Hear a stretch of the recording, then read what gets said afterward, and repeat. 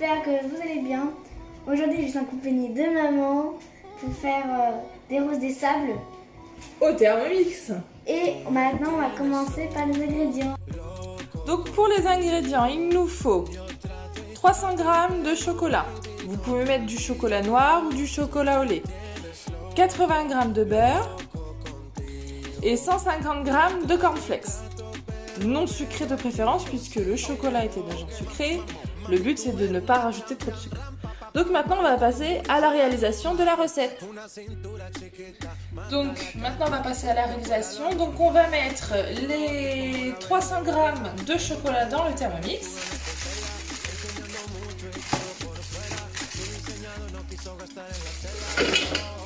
Les 80 g de beurre.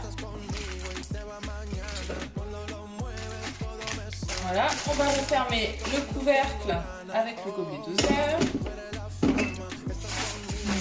Je suis en train de chercher mon gobelet. Hop, voilà. Et on va programmer 3 minutes, 60 degrés, vitesse 4.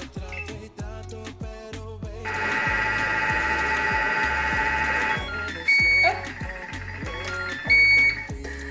Donc notre chocolat est maintenant fondu. On va racler les bords. Voilà, on va racler les bords. Bien prendre tout le chocolat. Vous voyez, il n'y a rien d'exceptionnel, hein, c'est du beurre avec du chocolat.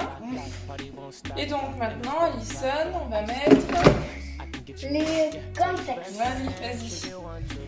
Donc là, vous ajoutez les 150 g de cornflakes dans le Thermomix. Oula. Hop, voilà.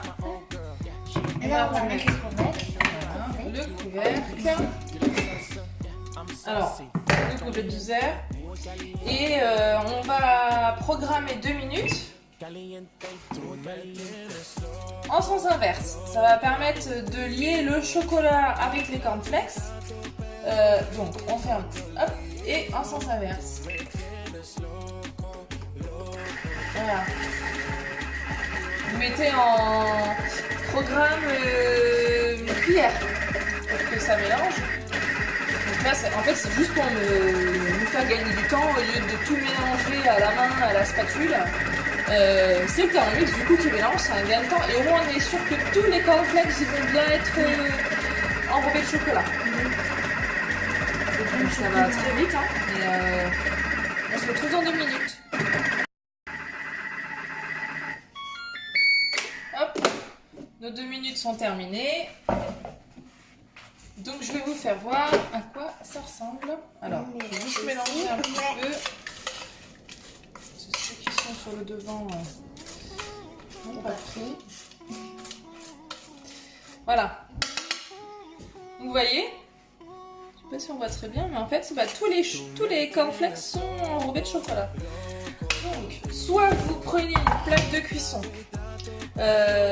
Une plaque de cuisson, vous mettez une feuille de cuisson dessus et vous faites des petits ronds de rose de sable.